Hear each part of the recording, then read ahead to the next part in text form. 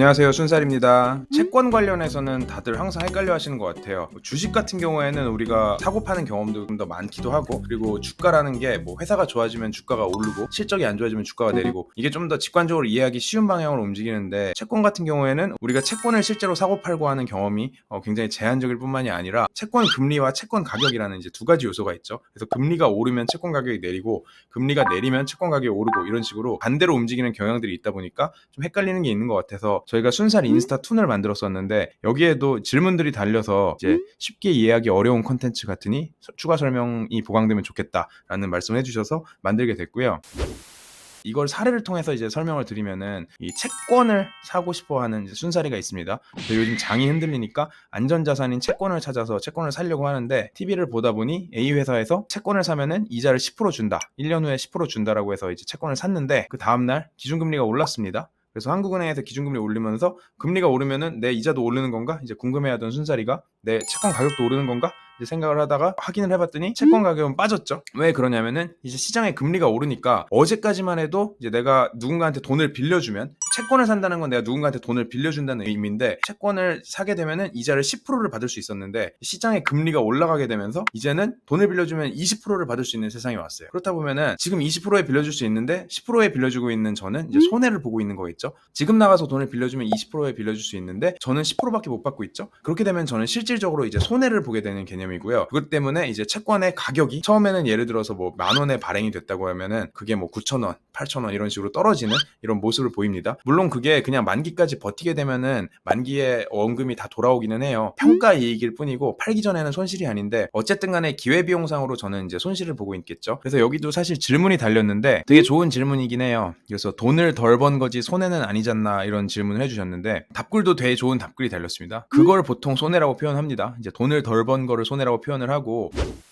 생각을 해보세요. 이제 여러분이 이제 100만 원이 있어요. 그걸 가지고 1년에 이자 3% 주는 국채를 살 수도 있고, 수익률이 5%인 삼성전자 주식을 살 수도 있고, 아니면 수익률이 10%인 뭐 나스닥 주식을 살 수도 있고, 아니면 수익률이 뭐 50%인 코인을 살 수도 있고, 되게 다양한 선택지들이 있잖아요. 그래서 예를 들어서 제가 삼성전자 주식을 샀다고 하면은 제 주식은 뭐 5%가 오르고 있겠죠. 근데 옆에를 보니까 똑같은 돈으로 나스닥 주식을 산 친구는 10%가 오르고 있어요. 그리고 그 옆에 보니까 코인을 산 친구는 20%, 50%를 벌고 있는 상황입니다. 그렇게 되면은 저는 삼성전자를 사서 5%를 벌어서 돈을 벌었다고 생각할까요? 아니면은 실질적으로 돈을 잃었다고 생각할까요? 대부분의 사람들은 여기서 나는 돈을 잃었다고 생각할 것 같습니다. 근데 그게 사실 금융시장에 반영이 돼 있는 기회비용이라는 거고, 지금 이 순간, 오늘 이 순간에 내가 어떤 선택을 해야지 최선의 선택인가를 기반으로 이제 계속 비교를 하게 되는 건데, 아니면 이걸 더 쉽게 줄여서 얘기하면은, 예를 들어서 제가 애플 주식을 샀는데 저는 140불에 샀는데 며칠 후에 보니까 120불까지 빠졌어요. 며칠을 기다렸다 120불에 샀으면은 저는 가만히 앉아서 이득을 볼 수 있었는데, 140불에 사는 바람에 더 높게 시작하는, 수익률이 더 낮아질 수밖에 없는 이런 상황이 된 거죠. 이런 개념이랑 이제 채권이랑 생각하면 똑같습니다. 채권 같은 경우도 내가 20%를 받을 수 있었는데 10%밖에 못 받으면은 손실을 보고 있다고 이제 생각을 하게 되겠죠. 근데 여기서 댓글이 달린 대로 실제로 손해를 본 건 아니고 돈을 덜 번 거긴 합니다. 물론 채권도 망할 수는 있어요. 발행자가 망할 수는 있지만, 일단 만기까지 버텨서 원금을 받는다는 가정하에, 예를 들어서 이 예시 같은 경우에는 1년 후에 100만 원과 함께 이자 10%를 받으면은 110만 원을 받고 이제 수익률 10%로 끝나는 계약인 건데, 그 1년이 가는 와중에 중간중간에 되게 많은 가격 변동이 있겠죠. 그래서 그 변동을 견뎌내야 한다는 게 차이점이고, 그래서 이게 사실 주식이랑도 본질적으로는 다르지 않은 게, 채권이란 거는 이제 만기가 있어가지고 이게 좀 더 확실하게 이제 숫자가 보이는 것 같은 거지, 주식도 결국 똑같아요. 주식은 이제 만기가 없기 때문에 내가 원하는 수익률이 도달할 때까지 뭐 결국 기다리고, 애플 주식을 사놓고 내가 20%를 찍겠다라고 해서 20% 도달할 때까지 기다리면은, 이게 중간에 얼마나 손실이 나든 나는 20% 도달한 순간에만 팔기만 하면은 수익이 확정이 되는 거잖아요. 근데 이거를 이제 주식 같은 경우에는 이 기간이 무한정으로 길어질 수 있기 때문에,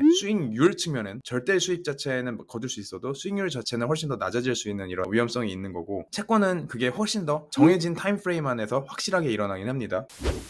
그럼 채권은 만기까지 들고 있으면 무조건 절대로 손해를 보진 않는 거냐, 원금 받는 거냐라고 질문하시는 분들도 계셨는데, 많은 상황에선 그래요. 우리가 접하는 채권들에서는 대부분 그럴 텐데, 채권이 무작정 안전한 건 아닙니다. 우리가 안전한 자산이라고 부르는 미국 국채도 망할 위험은 당연히 언제나 있어요. 근데 미국 국채가 망하게 되면은 그 외에 전 세계 모든 금융자산은 어차피 다 망할 거기 때문에, 그게 망할 거라고 사람들이 생각을 하지 않고, 그러니까 안전자산이다, 그래서 이건 리스크 프리 에셋이다라고 이제 부르고 있는 거고. 근데 이제 채권도 안전성에 따라 가지고 더 위험한 더 망할 위험이 많은 채권은 더 많은 이자를 줘야 되고, 더 안전한 채권은 더 조금 이자를 줘도 되겠죠. 왜냐면 돈을 빌려주는 사람 입장에서는 내가 빌려준 돈을 더 안전하게 확실히 받을 수 있으면은 이자를 조금만 쳐도 받을 거고, 내가 빌려준 돈이 언제 어떻게 돌아올지 가망이 점점 낮아지는 상황이면은 이자를 더 많이 받아야만 돈을 빌려주려고 할 테니까요. 그래서 이 채권들을 발행자 기준으로 크게 나눠보면은 국채와 회사채로 나눌 수가 있어요. 그래서 국채는 각국 국가들이 발행하는 채권들인데, 뭐 미국, 한국, 일본, 뭐 각 나라들이 발행하는 채권들이죠. 그래서 안전하다고 이제 생각이 들 수도 있지만, 예를 들어서 스리랑카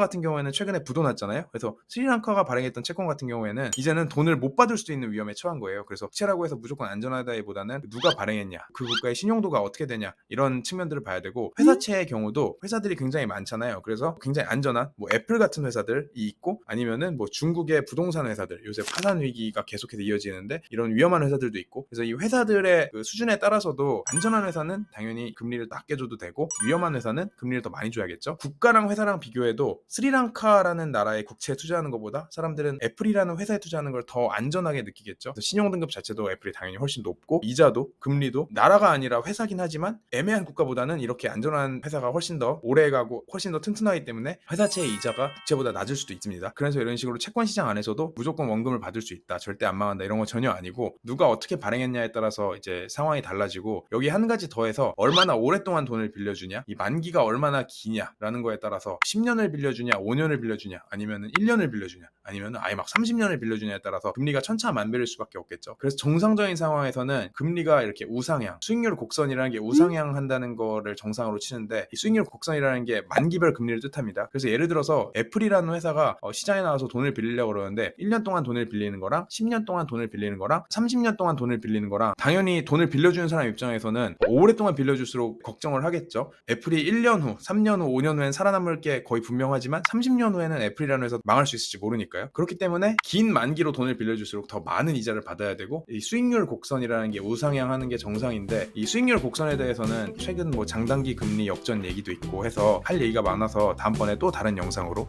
설명을 드려보도록 하겠습니다. 최근에 금리 변동성이 엄청나게 커졌기 때문에 채권 투자에도 각별히 더 신중을 기해야 하셔야 될 것 같고, 그럼 저희는 다음번에 또 다른 순살로 돌아오겠습니다. 안녕.